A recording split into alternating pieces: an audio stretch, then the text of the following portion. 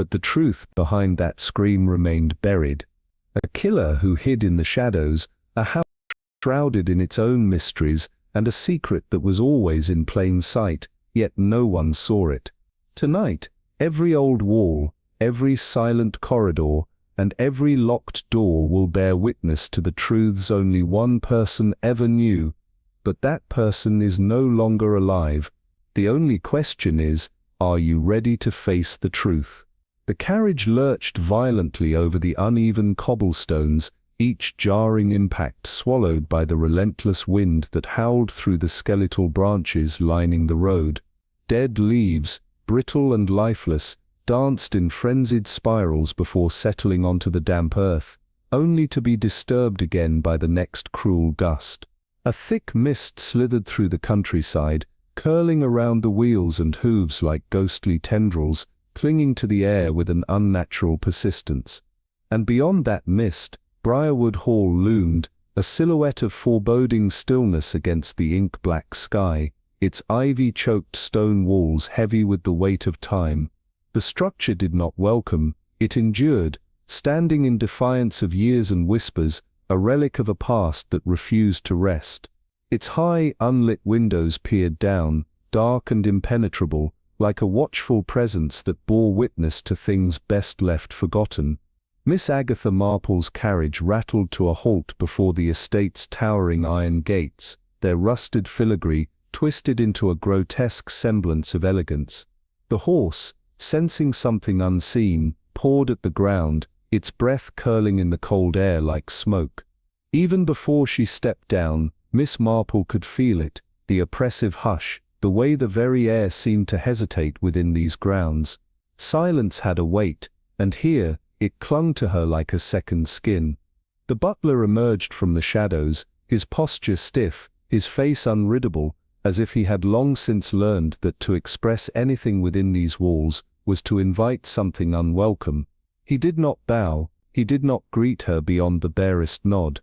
He simply turned and led her inside, where the real silence waited.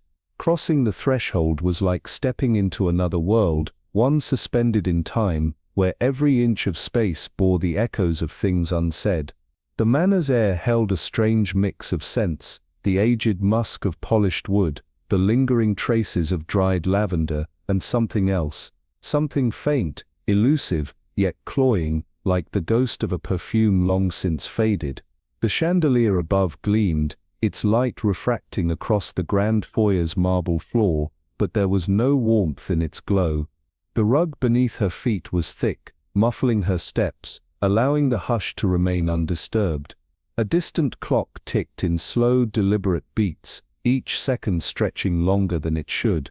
Her gaze drifted to the portrait above the grand staircase. It was a massive piece, its gilded frame ornate, though dulled by age.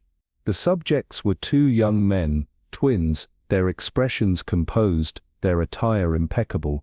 Their smiles were painted with precision, yet there was a rigidity to them, a carefulness that suggested control rather than ease. But it was not them that caught Miss Marple's attention. It was what lurked between them, a shadow, a blur, a presence that should not be there. At first glance, it could be dismissed as an imperfection in the painting's varnish, an old work beginning to decay, but Miss Marple knew better. Someone had once been painted there, someone had been removed, and not well enough. Her fingers tightened around the hem of her coat as a slow chill crept up her spine. She did not believe in accidents. Not after years of watching the smallest, most innocuous details unravel entire lives. She had seen too much, learned too well that what people tried to erase was often what mattered most. She turned from the painting and continued down the corridor, her footsteps swallowed by the deep stillness.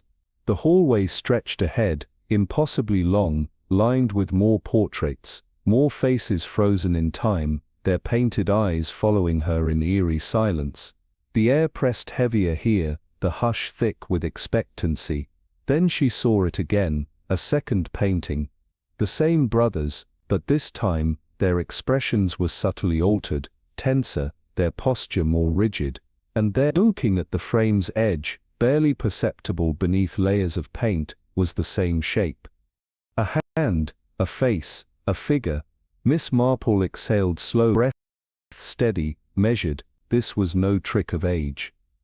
This was deliberate. Something in this house had been hidden, and she had just found the first thread waiting to be pulled. The corridor stretched endlessly before Marple, its silence thick and watchful, as if the house itself was waiting. If there was one thing she knew for certain, it was this: this house had a secret, and it wasn't planning on it without a fight. The heavy oak door at the end of the hallway stood slightly ajar, an invitation or a warning, she couldn't yet tell. The scent of old wood mingled something faintly metallic, perhaps rust from the iron whenever the wind pressed against them. But it wasn't just the wind. The manor breathed slow and controlled, like something alive lurking beneath its walls, something patient. Marple crouched, gloved fingers tracing the doorframe, with the practiced ease of someone who understood that the smallest details often unraveled the biggest lies. The dust here wasn't the careless accumulation of neglect. No, it was finer, almost talcum-like, smeared in deliberate lines just beside the latch. Not a careless touch, an intentional one. Someone had disturbed the door and wanted it to be noticed, or perhaps they wanted it to seem that way. A message, a deception, or a warning. Marple straightened, her gaze drifting to the brass handle, where the dust was carefully arranged just shy of contact. A small miscalculation, or a deliberate sign. She memorized it all, filing it away in her mind like ripples in a pond, subtle disturbances that hinted at something deeper beneath the surface. Too many small signs, too many details waiting to be uncovered. The wind howled through the high windows, rattling the glass as she stepped away from the door, her every movement absorbed by the heavy emptiness of the manor. Every detail stacked, every moment stretched, the tension layering itself like dust settling in forgotten corners. The parlor was warm, its flickering fire casting shifting shadows along the polished wood and plush armchairs. Yet the warmth did nothing to ease the invisible weight pressing against the air. Marple sat at the low, round table, her fingers curled around a porcelain teacup, the scent of strong black tea curling into the silence. Across from her, the Winters family gathered, their presence more formal than familial. Lawrence, the surviving twin, sat beside his wife, their composure too precise for the late hour. Their clothes were impeccable, their expressions rehearsed. Across from them, Sir Julian Blake, the family's financial backer, lounged in his chair, his brandy swirling in slow methodical movements. His eyes, though relaxed, were always watching. And beside him, Dr. Evelyn Montague, her sharp features betraying nothing but calculation, her thoughts moving in measured, deliberate turns. The conversation in the room was light, but the undercurrent was anything but. There was something forced in their laughter, something too careful in the way their gazes flickered, avoiding contact at all the wrong moments. The silence between their words spoke louder than the pleasantries they shared. "Tell me, Miss Marple," Sir Julian's voice cut through the hush, smooth and practiced, the kind of voice that was used to controlling a room. "Do you find these old houses as stifling as I do?" Marple's gaze remained on her teacup for a fraction of a second longer, her fingers tapping lightly against its rim before she met his stare with a quiet smile. "I find them peaceful," she said, her voice soft, deliberate. "But places like this, they have a rhythm of their own, don't they? A way of remembering what others choose to forget." "Walls don't talk," Lawrence chuckled, but the sound was brittle, forced. "Unless you've been here too long, of course." Marple's expression didn't change. "Oh, I don't know," she murmured, setting her teacup down with careful precision. "I think walls remember. A house that has stood this long, it has seen more than we think." The room shifted, the subtle change in atmosphere almost imperceptible. Sir Julian's smile tightened, his gaze flickered, first toward Lawrence, then back to Marple. The others said nothing, but the silence in their stillness spoke volumes. "You believe in memories, then?" Dr. Montague's voice was measured, disinterested on the surface, but there was an edge to it, thread of something sharper beneath the words. Morel tilted her head slightly, considering. "I believe in things that refuse to be forgotten," she said simply. And in that moment she knew, this wasn't just holding its breath, it was waiting for someone to listen. The heavy stillness of Blackthorn Manor was deceptive. Silence draped over its grand halls like an oppressive veil, but beneath it, something stirred. Inspector Eleanor Graves stood at the threshold of the library, her sharp eyes tracing the flickering candlelight that barely illuminated the cavernous room. The scent of old parchment mixed with the faint tang of something metallic, coppery, unmistakable, blood.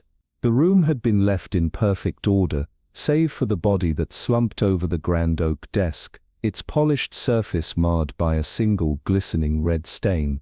Nathaniel Hawthorne, the wealthy and influential patriarch of the estate, had not died peacefully. His head rested at an unnatural angle, his eyes frozen in a final moment of realization.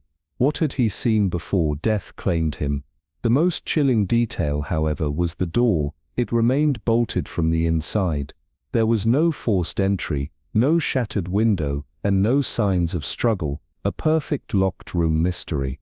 But Eleanor knew better. Perfect crimes did not exist. Shadows danced across the towering bookshelves, their looming presence adding weight to the uneasy hush that had settled over the house. The gathered family members lingered outside the library, their expressions carefully composed masks, yet their hands fidgeted, gloved fingers clenching, arms folded too tightly, sentences exchanged like whispers. The air between them felt stretched, fragile, as if a single word might shatter the brittle illusion of calm. "Curious," Eleanor murmured, stepping further inside, her gaze sweeping over the small scattered clues the room offered. A book pulled halfway from the shelf, a snuffed-out candle near the window. And then there was the chair, overturned, as though someone had risen too quickly, or had been startled by something, or someone. Her gloved fingers brushed against the desk's edge, finding a thin, almost imperceptible layer of powdery residue near the drawer handle. Not dust, something finer, intentionally placed, a trap or a warning. Before she could enter further, a piercing shriek shattered the silence, sending a jolt through the tense air. From down the hall, the sound echoed, raw and terrified. A second victim? No, Eleanor recognized the voice. Amelia Hawthorne. Someone had found the truth before she had. The inspector turned sharply, the manor's dim corridors stretching before her, like the gaping maw of something alive and waiting. Whatever game was being played here, it was far from over.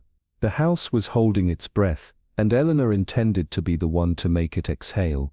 The heavy wooden door of Ashford Manor's study remained bolted from the inside, its iron latch unbroken, untouched, an unyielding puzzle in the face of death. Inspector Evelyn Hart let her fingers ghost over the cold surface, her mind piecing together the impossible. Beyond the door, Lord Sebastian Ashford sat eerily still in his chair, the amber glow of the desk lamp casting long shadows over his lifeless form. His head tilted slightly to the right, his fingers barely curled over the edge of the mahogany desk, as if in the middle of a thought when death took him. No weapon, no sign of a struggle, and yet the undeniable truth of murder lay before them. The air in the room carried the stillness of a place sealed too long, mingling with the faintest trace of something acrid, ink, candle wax, and something else, something just beneath the surface, refusing to be named. Evelyn's eyes flickered across the room, catching the minute details others would have missed. The displaced ink bottle, its contents dripped onto a forgotten letter. The barely discernible scuff on the rug as if a chair had been moved back just an inch too far. Then there was the single book resting against the leg of the towering bookshelf, lying as though it had fallen naturally. But Evelyn knew better. Nothing in this room had happened by accident. Outside in the grand hallway, the Ashford family gathered. There hushed murmurs and uneasy undercurrent beneath the weight of what had transpired.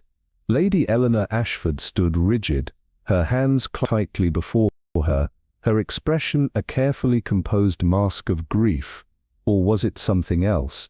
Julian Ashford, the younger brother, paced near the study's threshold, his fingers tapping an anxious rhythm against his forearm. And then there was Charlotte, the housekeeper, her face ashen, her lips pressed into a thin line as though she had expected this. The constables had arrived, their crisp uniforms too stark against the aged elegance of the manor, their presence stirring the air like a stone dropped into still water. No signs of forced entry, one of them murmured, casting a glance toward Evelyn, locked from the inside, bolted. No other way in or out. A perfect crime, if such a thing existed, but Evelyn knew the truth. Perfection in murder was an illusion. Somewhere, hidden among the subtleties of this room, was the answer. Her gaze returned to Lord Ashford's still form, brandy beside him, to the cuff of his sleeve where a faint smear of ink hinted at something unfinished. And then, a sound, sharp, sudden, a gasp. It came from the hallway. The family's murmurs ceased, their heads turning in unison toward the source. Charlotte, her hand clapped over her mouth, her eyes wide with something between horror and realization. Evelyn stepped forward, her voice calm but firm. "What is it?" Charlotte hesitated, as though something warred within her, something she had not meant to reveal. The house was holding its breath now, waiting. But Evelyn did not wait for answers to come to her. She would tear them from the silence, one thread at a time. Whatever game had been played here, it was far from over. The library at Blackwood Manor was a mausoleum of silence, its towering bookshelves casting long shadows against the dim glow of the wall sconces. Inspector Eleanor Graves stepped forward, her sharp eyes scanning the room with meticulous precision. The heavy oak door behind her remained bolted from the inside, its iron latch firm and untouched, a perfect seal, an impossible puzzle. Yet, within this impenetrable space, Nathaniel Blackwood sat motionless in his chair, his lifeless gaze frozen in a moment of realization that never came. His right hand rested limply against the polished mahogany desk, fingers curled just short of grasping the overturned ink bottle beside him, its dark stain bleeding into an unfinished letter. His untouched glass of whiskey stood undisturbed, the amber liquid casting ghostly ripples under the flickering candlelight. It was the quietness of the scene that unnerved her most. No signs of a struggle, no desperate claw marks, no scattered papers. Death had come gently, and yet, the method was anything but kind. Her gloved fingers ghosted over the edge of the desk, her mind already dismantling the impossibility before her. There was dust on the latch, too much except for a single deliberate smudge, as if someone had touched it with careful intent. A mistake, a whisper of carelessness left behind in an otherwise perfect crime. She turned slightly, her gaze drifting to the vast bookshelves that lined the study, their aged spines untouched by the chaos of the moment. But their third shift, a thin sliver of a book had been removed and returned hastily, its alignment just slightly off. Eleanor felt the pulse of revelation quicken. The housekeeper, Mrs. Pembroke, hovered near the threshold, her wrinkled hands trembling as she twisted a handkerchief between her fingers. "Locked, Miss Graves," she murmured. "From the inside, just as we found it."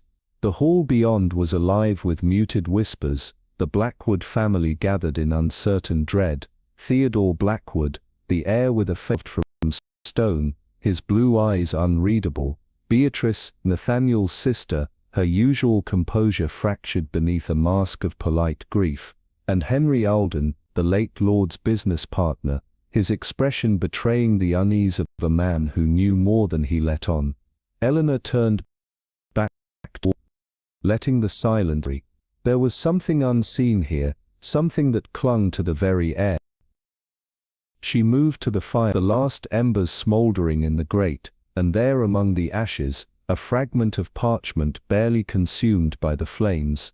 She knelt, retrieving the delicate scrap, her breath steady as she read the inked words barely spared from destruction. He knows, the door will be locked, trust no one. A slow knowing smile touched her lips. The locked door was never meant to keep a murderer out, it had been meant to keep a secret in. Eleanor rose to her feet. Turning toward the watching eyes beyond the threshold, the door will be opened, she said, voice calm but absolute. And then we will find out who went to such lengths to make us believe the. She cast one last glance at Nathaniel's frozen expression, at the secrets the dead could no longer speak. But Eleanor could hear them, whispering from the cracks and shadows. She would listen. The halls of Ashworth Manor exhaled silence, the kind that settled in thick, cloying layers, pressing into the very bones of the house. Lady Eleanor Whitmore stood in the grand drawing-room, her sharp gaze sweeping over the assembled figures, each one a portrait of composed distress. The death of Lord Samuel Whitmore had sent a ripple through the household, but beneath the veneer of grief lurked something colder, something calculated. The fire in the hearth had burned, its embers casting weak flickering light against the polished oak paneling. The scent of aged paper and old varnish clung to the air, mingling with something more elusive, the faint trace of damp wool, the whisper of dust disturbed. It should not have been. Eleanor's fingers grazed the back of an antique armchair, her touch feather-light, searching. She began as she always did, with the servant. It was the housekeeper, Mrs. Henshaw, who folded her hands together too tightly, her knuckles whitening with unseen strain. "It's a terrible thing, madam," she murmured, her voice brittle. "Lord Whitmore, he was a man of habit, never strayed from his ways, never missed his evening brandy. And yet," she hesitated, glancing toward the heavy mahogany cabinet where the decanter stood, half empty. Eleanor followed her gaze. The crystal stopper was clean polished, too clean. A deliberate attempt to remove traces of something, but poison did not cling to surfaces, it seeped, it lingered. A house like this could not hide its sins forever. The household, Eleanor said softly, her tone inviting, before his passing. "Tell me, was there tension?" Mrs. Henshaw's throat bobbed with a barely restrained swallow. "Between Lord Whitmore and his nephew Mr. Julian, always. The young master was not favored." She chose her words carefully, her gaze darting to the door as if someone might be listening. "Lord Whitmore had his reasons." Reasons, Eleanor thought. The kind a man took to his grave. Moving through the corridors, she absorbed the small betrayals of the house. The grandfather clock had been stopped, its pendulum motioned as though time itself had recoiled from the moment of death. A single curtain was drawn where the others were open, shielding the moonlight from casting its glow on the writing desk beneath it. Someone had sat there recently, the dust, disturbed, the ink blotter, slightly askew. She found herself in the study once again, her gaze drawn to the grand portrait above the mantel. Lord Whitmore, stern and unyielding, flanked by his brother, long dead, and there, a shadow.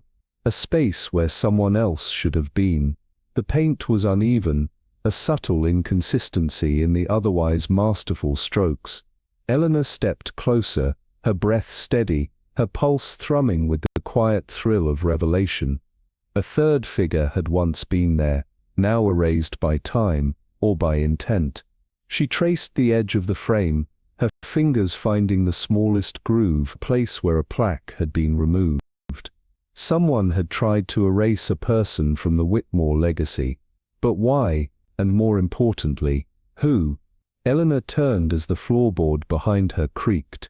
The butler, Holloway, stood in the doorway, his lined face impassive, but his hands clenched tightly at his sides. "Is everything in order, Lady Whitmore?" Her lips curled, just slightly. "Oh, nothing ever is, Holloway." She glanced back at the portrait, the ghost of its missing figure lingering in her mind.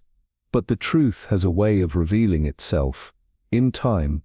She walked past him, her steps measured, her mind already weaving the pieces together, the poison, the missing name, the erased figure, a death that had been planned long before the first drop touched Lord Whitmore's lips. She had seen it before. Families bound not by love, but by secrets, as always, had a way of unfolding heavily over Blackwood Manor, casting long creeping shadows that slithered through the corridors like silent whispers of the past. Eleanor Graves stood in the dim glow of the library's single flickering lamp, her gloved fingers tracing the edge of the heavy oak desk, where just hours ago Edmund Blackwood had been found dead, his body cold, his eyes frozen in an expression of startled realization. The household had quieted after the initial wave of chaos, but the silence that remained was far from peaceful. It would have held secrets in its grasp, the kind that pulsed with the weight of things left unsaid. The scent of old parchment and polished wood, mixed with the faint metallic tang that still lingered in the air, and Eleanor exhaled slowly, her sharp gaze sweeping over the room. Every detail mattered, the misplaced ink blotter, the slight disturbance in the dust along the bookshelves, the half-drawn curtain that allowed just enough light to illuminate the heavy portrait above the fireplace, a portrait of 3 figures. Edmund Blackwood and his brother Charles by side, their expressions unreadable, but there, faint, almost erased, was the outline of a third. A face barely visible beneath years of careful neglect, its features softened by time, but unmistakable. Someone had tried to erase this person from history. The question was why, and what connection did they have to Edmund's death? She moved with quiet precision, her steps soundless against the carpeted floor, as she reached for the frame. The gold trim was worn, but as her fingers traced the edge, she felt something, a groove where something had once been affixed. A nameplate, perhaps, now removed. The sensation sent a familiar thrill down her spine. The past had a way of refusing to stay buried. Her mind sifted through the details she had gathered thus far, the unease among the servants, the stolen glances between Edmund's widow and the estate's reclusive doctor, the way Charles Blackwood had gripped the armrest of his chair when she mentioned the locked study. The lock, that was another thing. It had been secured from the inside, a perfect illusion of impossibility, yet there were details that didn't align. The dust around the latch had been disturbed, not in the way one might expect from careless handling, but deliberately, methodically. Someone had ensured that the disturbance seemed insignificant, that it blended in with the natural order of things. But Eleanor had learned long ago that order was often just a well-crafted deception. She turned attention back to the desk, her hands moving with deliberate care as she slid open the top drawer. The contents were arranged with meticulous precision, except for one thing, a small ornate key, tucked beneath a stack of yellowed letters, its delicate engravings twisting in an intricate pattern of vines and thorns. It was a thing of beauty, but also of purpose. Keys were meant to open things, and this one did not belong to the obvious locks in the house.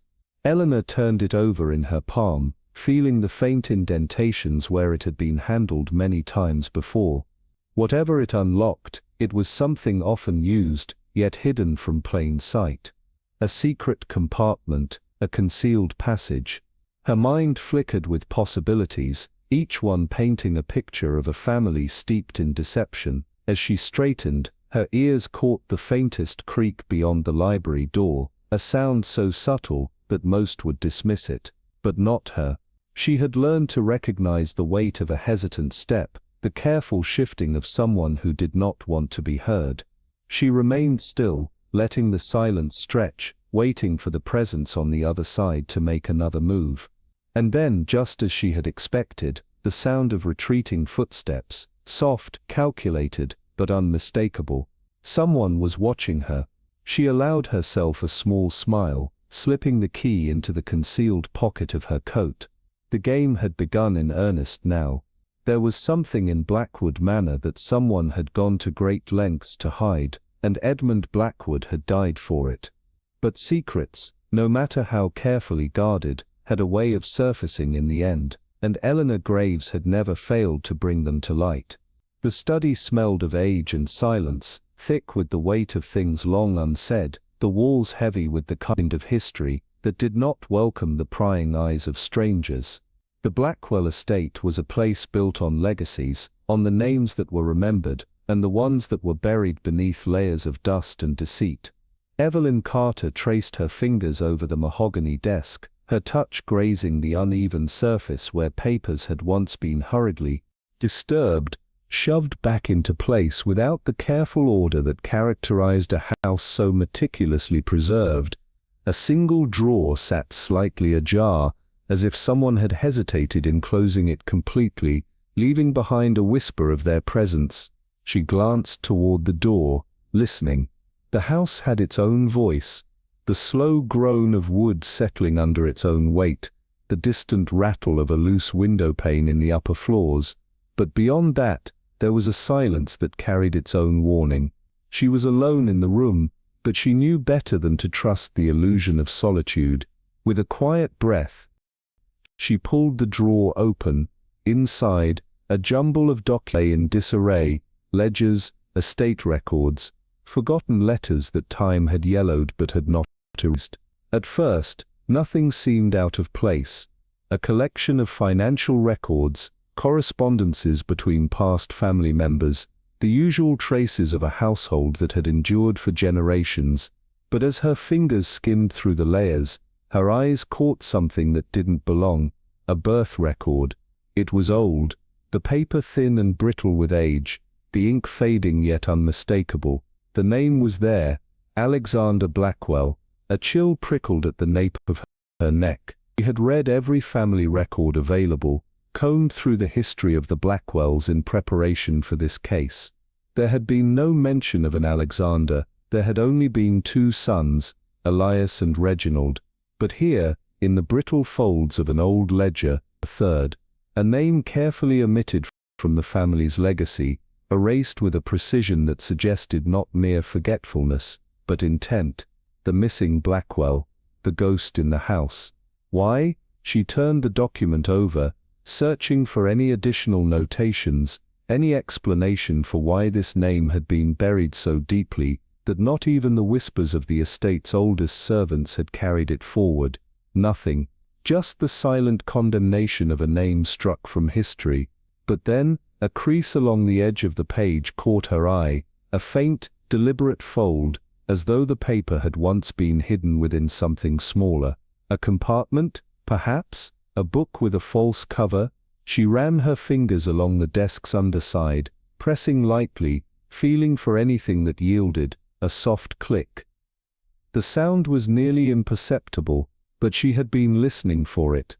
With steady hands, she pulled at the bottom panel of the drawer. It resisted at first, as though reluctant to reveal its secret, but with one firm motion it gave way. Inside, lying alone in the hidden compartment, was a key, small, ornate. The brass was worn with time and use, its intricate engravings of ivy and thorns winding along the shaft like a creeping secret. It was far too delicate for a door. This was meant for something more intricate, something precious, something forbidden. Evelyn turned it over in her palm, her mind racing ahead to the possibilities. A safe, a locked journal, a hidden passage. The Blackwell estate was vast, its halls stretching like veins through the body of a house that had swallowed generations whole. There were too many places where something or someone could be concealed. She weighed the key in her palm, her mind sifting through the pieces of the mystery, trying to make them fit. The missing name, the erased birth record, the key to something unseen. Someone had gone to great lengths to keep this secret buried. Had Alexander been hidden away, or had he disappeared under more sinister circumstances? The Blackwells had always been careful about their reputation. A son who had been erased from history could mean only one thing: his existence had posed a threat. A floorboard creaked beyond the door. Evelyn did not move, did not turn her head, but her senses sharpened. Someone was there, watching. She remained still, letting the weight of silence press against her, waiting to see if they would dare another step. Seconds stretched, the stillness held, and then, just as softly as it had come, the presence retreated. The sound of quiet, measured footsteps dissolving into the long corridors of the house. She exhaled slowly. The key was cold in her hand. Whatever the Blackwell family had buried, it was never meant to be found, but secrets, no matter how carefully locked away, had a way of coming to the surface, and now with the key in her possession, and a name that should not exist rep of her tongue, Evelyn knew she was closer than ever to uncovering the truth. And whoever had been standing outside that door, they knew it too. The air inside Blackwood Manor was thick with the weight of forgotten things, the scent of old paper and secrets pressing against the walls like a breath held too long. Eleanor Graves moved through the dimly lit corridors with a quiet purpose, her fingers brushing against the wooden paneling, as if the house itself might whisper its truths, if only she asked the right questions. The caretaker, Mr. Langley, had been careful with his words earlier. Some say the old servants' quarters lead somewhere, he had muttered, eyes fixed on the shadows beyond her shoulder, voice strained as if he were afraid of being overheard. A passage no one uses anymore. It had been a warning wrapped in indifferent reluctance too well rehearsed. Eleanor had thanked him, watching as his gaze lingered on the darkened hall behind her before he turned away, his silence carrying a weight of its own. Now, standing in the vast ray, she let her instincts guide her. The towering shelves loomed, the scent of aged leather and dust clinging to the heavy air. She had searched here before, but this time, she was not merely looking, she was listening. Her hands skimmed the spines of books, feeling for anything that resisted, anything that did not belong. A slight misalignment in the shelving caught her attention, a section of wood worn smooth from years of unnoticed touches. She pressed against it, first gently, then with more force, and with a groan, the shelf shifted, revealing a darkened recess behind it. A rush of cool air carried the scent of stone and mildew, the unmistakable breath of a place untouched by time. Eleanor exhaled slowly. This was it. From her coat pocket, she withdrew the ornate key she had found earlier, a delicate thing of brass, its intricate engravings winding along the shaft like vines reclaiming a forgotten ruin. She traced the metal with her fingertips before sliding it into the hidden lock. A click. A door. The passage yawned open before her, a narrow corridor carved into the bones of the house. The walls were stone, damp with the weight of centuries, and cobwebs clung to the corners like the ghosts of things left behind. Her footsteps were soft against the dust-covered floor, each step echoing as if the manor itself were listening. This was no mere architectural quirk, no decorative folly of some long-dead aristocrat. This was built for a purpose. A way to move unseen, a way to disappear. As she moved deeper, the air grew heavier, the silence thick with the suggestion of things unsaid. Her fingers traced the walls, where faint etchings marked the stone, symbols worn by time, barely visible in the dim light. Not random, deliberate. Someone had been here before, and they had left a message only meant for those who knew where to look. Then, just ahead, something caught her eye. A disturbance in the dust, the faint drag marks of something heavy having been moved. She crouched, running her fingers along the floor, tracing the patterns of something being pushed, or pulled, through this very space. Recent enough to suggest activity, old enough to have been ignored by anyone who wasn't searching. Her pulse quickened. This was no accident. The locked room she had been investigating wasn't just a curiosity, it was a key. Not to a crime, but to something deeper, something meant to stay hidden. The passage twisted again, narrowing as if urging her toward its heart. The manor had secrets, secrets it had long since buried beneath stone and silence. But Eleanor Graves had never been one to let the past stay buried, and now, with the key in her possession, and the knowledge that someone had been here before her, she knew one thing for certain. Whatever was waiting for her at the end of this corridor, she was not meant to find it. But she would. Eleanor Blackwood stood at the edge of the abandoned conservatory, the moonlight filtering through the ivy-strangled glass, casting fractured patterns on the floor. The air smelled of damp earth and decay, a forgotten part of Blackwood Manor that had long been swallowed by time. She had arranged this meeting with Vincent Graves carefully, knowing that confronting him outright would yield nothing but well-rehearsed denials. He arrived exactly as she expected, his presence sharp and deliberate, standing just beyond the reach of the dim lantern glow. His hands were in his pockets, his gaze unreadable, yet there was tension coiled in the rigid line of his shoulders. "Miss Blackwood," he greeted, his voice smooth, practiced. An unusual choice of location. Eleanor allowed a small knowing smile. "I thought it fitting. This part of the house, much like its secrets, has been left to rot." His expression didn't waver, but she caught the slight twitch of his fingers. "You asked me here for a reason. What is it?" She took a slow step closer, her boots making no sound against the cold stone floor. "The passages," she said simply, letting the words hang between them. "Ones that allow someone to move through the house unseen." A flicker, just a flicker, in his otherwise controlled demeanor. "You've been listening to gossip," he replied, but the evenness of his tone was just a little too forced. Eleanor tilted her head.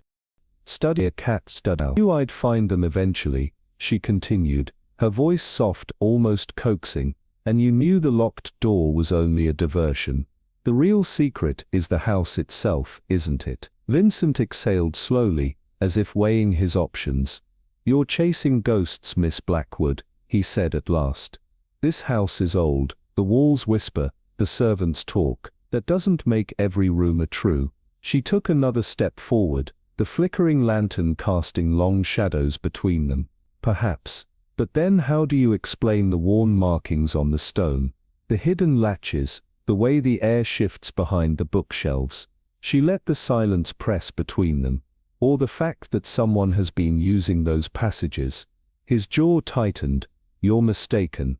Eleanor smiled again, but there was no warmth in it. "Am I?" She reached into her pocket, pulling out the small brass key she had discovered behind the paneling in the library. It glinted dully in the light. His gaze flickered to it. "Quick, but enough." "I believe this belongs to you," she murmured. "Or at least to someone in this house, someone who didn't want it to be found." Vincent's fingers curled into his palm, but his expression remained composed. "You're making dangerous assumptions," he said, his voice low now. "A threat? A warning?" She couldn't be sure. "The truth is often dangerous," she countered. "But it has a way of surfacing, no matter how deeply it's buried." A long pause stretched between them, the night wind rattling against the glass panes. Then Vincent did something unexpected. He smiled, not the rehearsed, polished expression she had seen before, but something sharper, amused, knowing.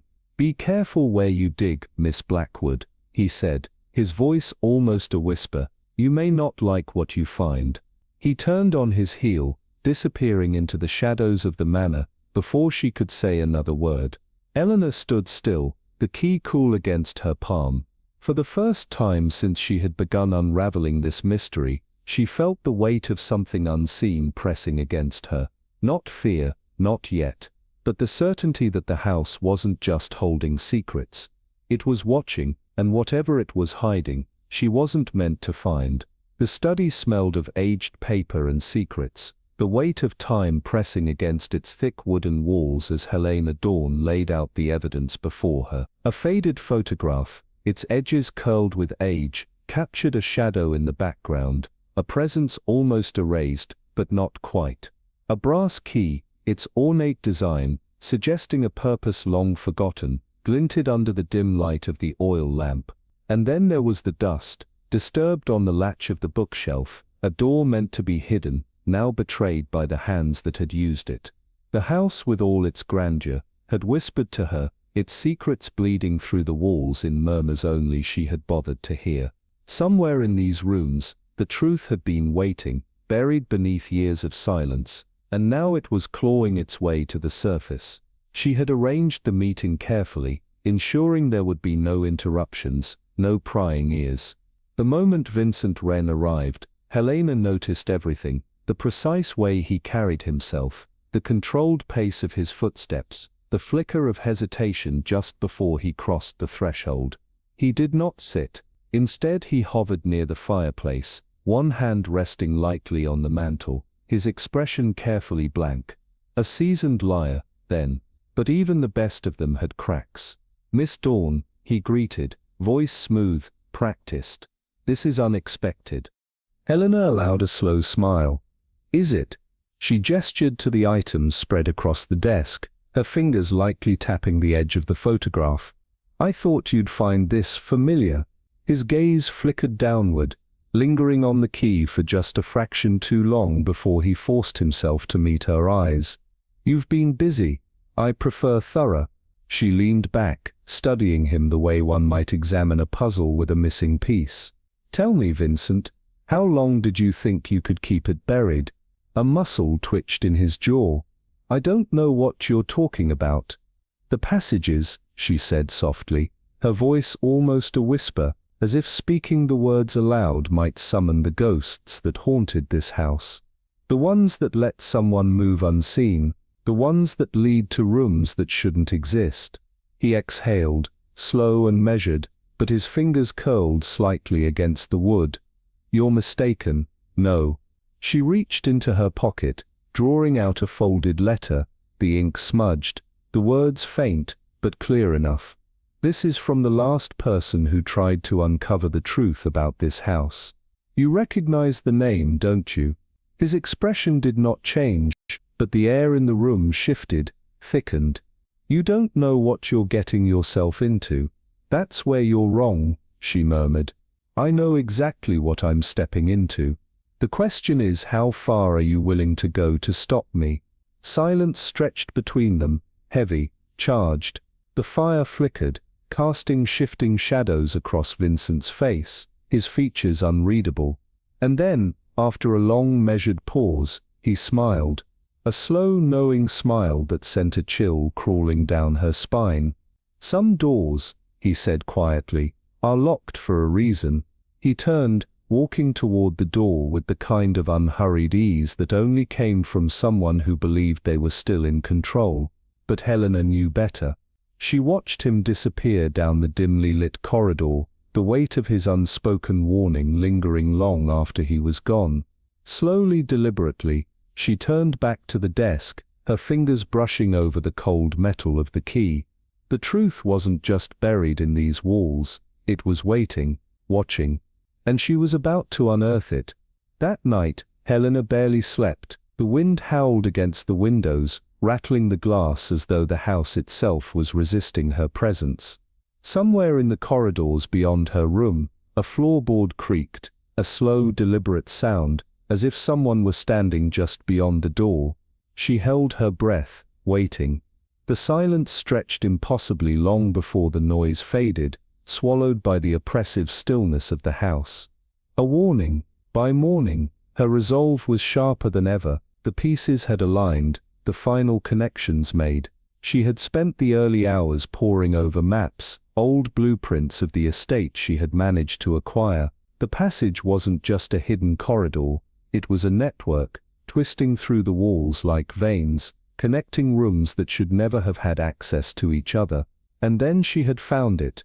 A chamber, unmarked, unseen on any official record. She dressed carefully, her movements precise, her mind racing ahead to the moment she would confront Vincent again.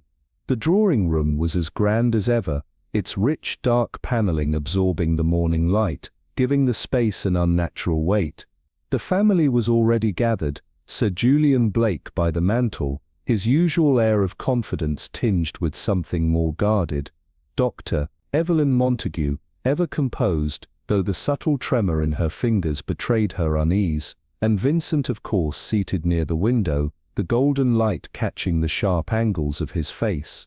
He looked up as she entered, his eyes narrowing slightly. "Miss Dawn," he murmured, "back so soon?" She took a seat, crossing her legs with deliberate ease, letting the silence settle before she spoke. "I found the chamber." The room seemed to inhale, the air growing thick with a tension that pressed against the skin. Vincent didn't move, but the flicker of something dark passed through his expression, quick, nearly imperceptible, but she saw it. "You've been searching for ghosts, Miss Dawn," he said, his voice cool, measured. "Tell me, did you find any?" She smiled. "I found more than ghosts, Mr. Wren." She leaned forward just slightly. "I found the truth." The room held its breath. Somewhere down the hall, the clock struck noon, and Helena knew that before the day was over, someone in this house would break. The silence settled like a thick fog, wrapping the room in an unease so tangible, it felt like a presence of its own. The candlelight flickered, casting restless shadows along the mahogany walls, stretching and curling like unseen hands reaching for the past. Helena Graves sat composed at the head of the room, her gloved fingers resting lightly on the edge of the polished table. The storm outside howled against the grand estate, as if the house itself was trying to warn them. One by one, the family members had gathered, drawn by the inescapable force of truth that Helena had so carefully unearthed. "Well, Miss Graves," Lawrence Ashford finally broke the silence, his voice rasping, betraying a strain he had tried to conceal. "You summoned us here. Speak your piece." "Patience, Mr. Ashford," Helena replied smoothly, her voice a steady contrast to the storm raging beyond the stained glass windows. "All will be revealed in due time." The tension was a living thing creeping into every hesitant glance, every breath held too long. Sir Julian poured himself another measure of brandy, though his fingers trembled just slightly as he raised the glass to his lips. "Doctor," Evelyn Montrose, her ever-composed exterior beginning to fracture, cast a furtive glance toward Lawrence, her lips parting as if she might object, then thinking better of it. Helena waited, drawing out the moment, letting the silence press against them, forcing them to acknowledge the weight of what was coming. She did not move quickly, but with purpose, her eyes sweeping the room, ensuring that each person felt her gaze upon them. When she finally spoke, it was with the calm certainty of someone who had already won. "Each of you has played a role in concealing the past," she began, voice even deliberate. "But the past has a way of clawing its way back to the surface, no matter how deep it is buried." She turned her gaze first to Lawrence. He stiffened, his knuckles whitened where his hand gripped the chair's armrest. "The first clue," Helena continued, "was in the portrait that hangs in the East Wing, a portrait so familiar, so accepted, that none of you ever questioned what it wasn't showing." She allowed the words to settle before continuing. "At first glance, it is simply a depiction of two brothers, but look the brush strokes at the edge, clumsy, hurried, an attempt to conceal something rather than preserve. A third figure once stood in that painting, a third sibling, erased, but not completely." The air in the room grew heavy, the fire crackled in protest. "Edward Ashford," Helena said, the name slicing through the silence like a scalpel. A name buried in the estate's oldest records, stricken from the family history. A brother no one speaks of, a brother who by all accounts should not exist. A sharp inhale, averted gazes. Helena took her time, letting her revelation fester before pressing further. And then there was the key. She lifted it between two fingers, the tarnished brass catching the low light, small, ornate, easily overlooked, but its purpose, far more significant. She tilted her head, eyes sharp with knowing. It did not belong to a door, it belonged to something hidden, something meant to stay hidden. She let the implications sink in before continuing. A passage built into the very bones of this estate, a corridor unseen, unknown, except to those who needed it. The reaction was immediate, a shift in posture, a glance exchanged between Julian and Lawrence, a twitch at the corner of Evelyn's mouth. Helena pressed on, "And then there was the dust," she said softly, almost as if speaking to herself. "The dust along the latch of the bookshelf in the library, a place untouched for years, except," she let the pause stretch, savoring the suspense, "except that someone had disturbed it, recently." She took a step forward, her heels clicking softly against the floor, each sound punctuating the thickening dread in the room. Someone used that passage, moved unseen through this house, and they did so for a reason. The fire snapped loudly, a log collapsed inward, sending embers spiraling. Helena let her gaze sweep the room once more. Victor Ashford was murdered, she said, voice quiet, precise, but not by the obvious hand. Her eyes settled on Lawrence. It was never about Victor, it was never about wealth, it was about Edward, it was about what he knew, what he represented. She let the words settle before delivering the final blow, and someone in this room was willing to kill, to keep that secret buried. The room held its breath. The only sound was the slow rhythmic ticking of the grandfather clock in the corner. Each second stretched impossibly long, winding the tension tighter and tighter, and then Lawrence exhaled, a slow measured breath. His mask of indifference fractured, just slightly. Helena's lips curled into the barest hint of a smile. The truth had been set free. Now it was only a matter of who would break first. The air in the grand drawing room had thickened into something almost tangible, a force pressing against the lungs of those gathered. The heavy velvet curtains muffled the outside world, sealing them within this suffocating cocoon of secrets. Miss Evelyn Crowley stood at the heart of it all, her dark eyes scanning the assembled figures with quiet authority. They had come here under the pretense of civility, of closure, but beneath the polished surfaces and measured breaths lay something far more insidious: fear. Lord Alistair Harrington, his whiskey glass gripped a little too tightly, watched her warily. Lady Eleanor's delicate fingers twisted in the fabric of her gown, her composure, an exquisite mask. Dr. Felix Wren sat rigidly, his jaw clenched, while Nathaniel Graves loomed near the fireplace, the firelight casting flickering shadows across his tense expression. Evelyn took a step forward, her presence a ripple disturbing the stagnant air. This, she said softly, was never about inheritance or rivalry, it was about erasure. A silence heavier than stone settled over the room. A person can be murdered in more ways than one, she continued, her voice steady, deliberate. A life can be the blade, with poison, with hands wrapped around a throat. But the most insidious way to kill someone is to erase them, to strip them from memory, to cast them into the void where their existence ceases to matter. Her gaze locked onto Alistair, who swallowed hard but said nothing. This house was built on secrets, she went on, pacing slowly, letting her words settle like dust on forgotten furniture.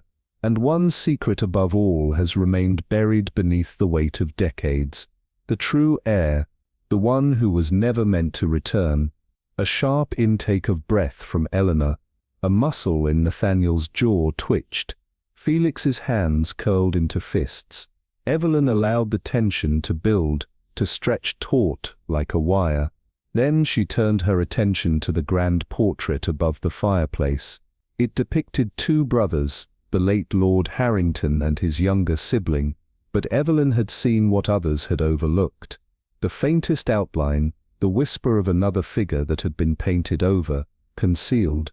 There was another, she murmured. A third. The words sliced through the silence. Eleanor let out a strangled gasp. Felix paled, and Alistair took an unsteady step back. No, he whispered. But Evelyn ignored him. Christopher Harrington, she continued, her voice unwavering, the forgotten brother. The one who was supposed to have drowned in the lake all those years ago. But he didn't drown, did he? She turned then, her sharp gaze slicing through the gathered figures. He was locked away. The room seemed to contract, the walls pressing in. The fire crackled, its embers spitting like a pulse quickening in fear. You see, Evelyn said, the truth has a way of resurfacing, no matter how deeply it's buried. And then, as if summoned by her words, the door at the far end of the room creaked open. A shadowed figure stepped forward, the flickering light illuminating features that should not have existed, a face that had been consigned to history. Christopher Harrington had returned. A gasp, a choked sob. Eleanor's trembling hands flew to her mouth. Felix stared in mute horror. Alistair turned as pale as death. The resemblance was unmistakable. The same striking bone structure, the same piercing eyes, haunted now, hollowed by years stolen from him. You lied. Christopher's voice was raw, rasping, carrying the weight of decades in the dark. You let the world believe I was dead. His gaze settled on Alistair, the brother who had inherited everything in his absence. You took what was mine. Alistair's glass slipped from his hand, shattering against the polished floor, the sound like the snapping of the last thread holding the illusion together. Evelyn's voice cut through the chaos. And now at long last the lie unravels. The air inside Blackthorn Manor was suffocating, thick with the weight of secrets long buried, yet clawing their way to the surface. The fire in the hearth crackled, its flickering light dancing against the heavy velvet drapes that had been drawn shut, sealing them in this tomb of whispered betrayals. At the heart of it all stood Evelyn Graves, her presence commanding as her eyes moved from face to face, each one carefully schooled, yet betraying the dread lurking beneath. They had gathered here expecting resolution, but what they had found was far more terrifying, the unearthing of something that should have remained forgotten. Lord Sebastian Vale, his hands clasped behind his back, appeared outwardly composed, yet his fingers twitched with an unspoken anxiety. Lady Vivian Harrington sat stiffly, her nails digging into the fabric of her gown. Dr. Ellis Hawthorne's gaze darted to the brandy decanter, as if longing for its solace. And then there was Julian Blackthorne, his usually unreadable face set in an expression of frozen disbelief, his blue eyes locked onto the figure that had just emerged from the shadows. It was never about the inheritance, was it? Evelyn's voice sliced through the silence, smooth, deliberate. It was about erasure. The words sent a shiver through the assembled figures, their breath collectively held as the truth took shape before them. A person can be killed in more ways than one, she continued, her footsteps echoing across the marble floor. They can be murdered with a knife, a gun, a carefully administered poison, but the most insidious death, the one that leaves no mark, no evidence, is the death of memory. Her eyes found Sebastian's, and for the briefest of moments something flickered there. Recognition, guilt. But secrets, Evelyn murmured, never stay buried. A slow, deliberate creak echoed through the room as the far doors swung open. The man who stepped inside carried with him the weight of a past that had been forcibly erased, his very existence denied.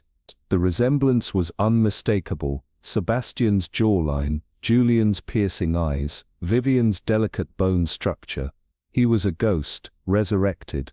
Alexander Blackthorne had returned. The collective gasp was sharp, slicing through the stillness. Vivian's breath hitched, her trembling hand flying to her lips. Ellis for once was speechless, his medical precision unable to rationalize the impossible. Sebastian took an involuntary step back, his face pale, stricken. Julian did not move. His fingers tightened at his sides, but his expression remained eerily blank, his mind working furiously behind the mask. Alexander's voice, when he finally spoke, was raw, unpolished, like an instrument that had gone untouched for too long. You let the world believe I was dead. His words were not an accusation, but a statement of fact. One that carried the weight of years lost to silence.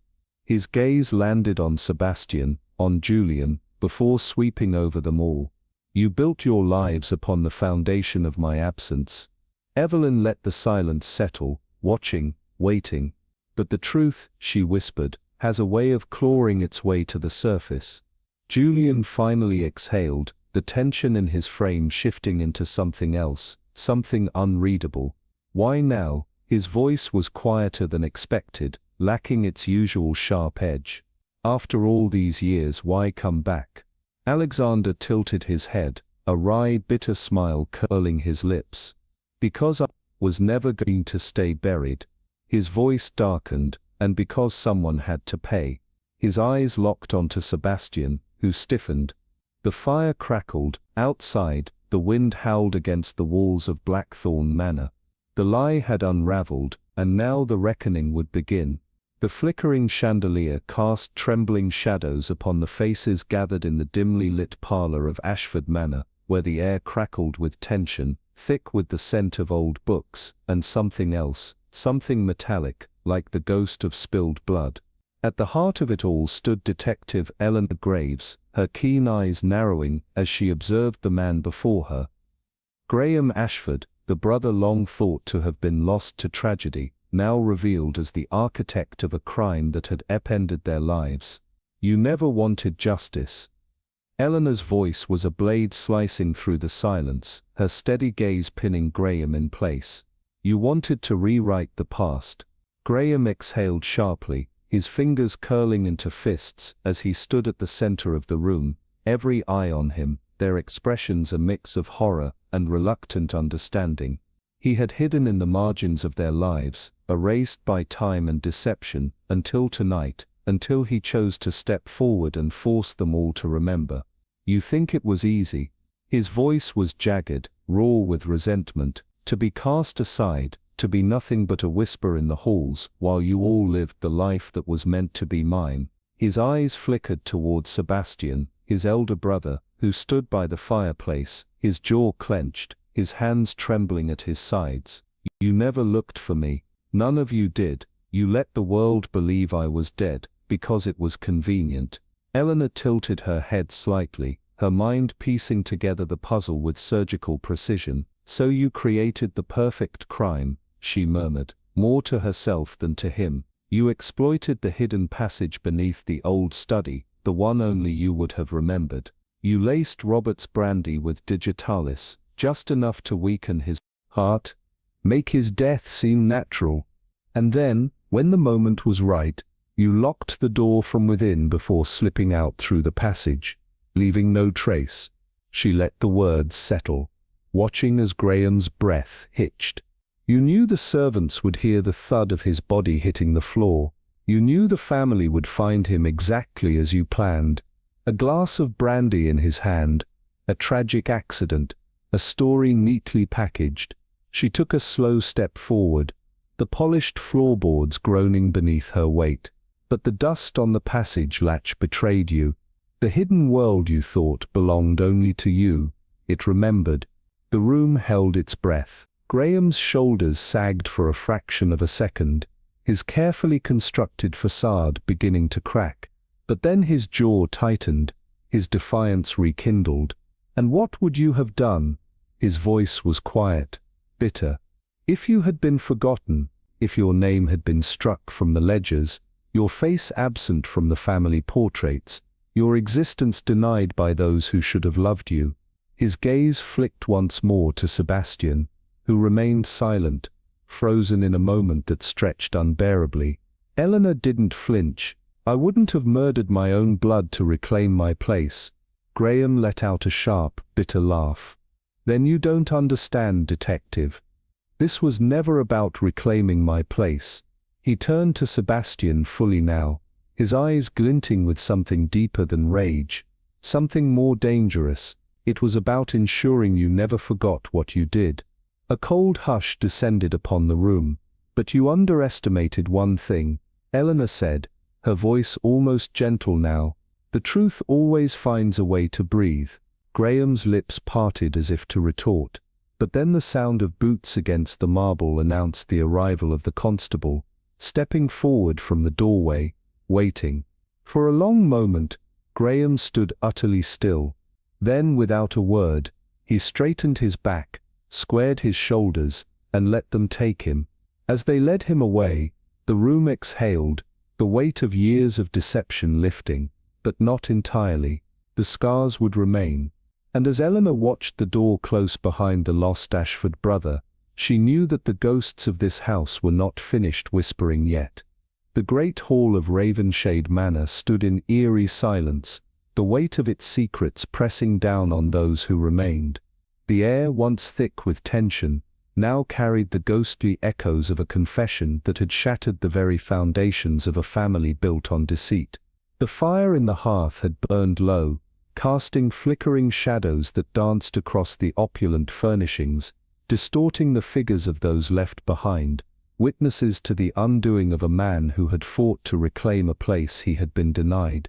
Inspector Helena Locke remained motionless by the grand piano, her fingers trailing absently over the polished wood, her sharp mind dissecting every moment of the evening, every unraveling thread of the deception that had been so carefully spun. Across the room, Victor Radcliffe stood near the window, his silhouette outlined against the moonlit gardens beyond, his breath fogging the glass as he stared at his own reflection, the relief of being free from suspicion warring with the deeper wounds left behind. He had been accused, branded the villain of this tragedy, but the truth had exonerated him, at the cost of a brother's disgrace. He exhaled, shaking his head. "I should have seen it," he murmured more to himself than to anyone in the room. "I should have known." Locke turned her gaze toward him, her expression unreadable. "Guilt is an easy thing to claim in hindsight, Mr. Radcliffe, but the truth is rarely so simple." She glanced at the others, Lady Eleanor, her face pale, her lips pressed into a thin line. Dr. Whitmore, still clutching his glass of scotch, his knuckles white against the cut crystal, and Cecilia Graves, the youngest among them, her eyes glistening with unshed tears, as if mourning something deeper than the crime itself. The constables had taken Henry Radcliffe away, his once confident stride reduced to something mechanical, hollow. He had fought, had denied, had tried to shift the blame in a final desperate act of defiance, but in the end, the truth had been undeniable. He had poisoned his own father, used the hidden passage behind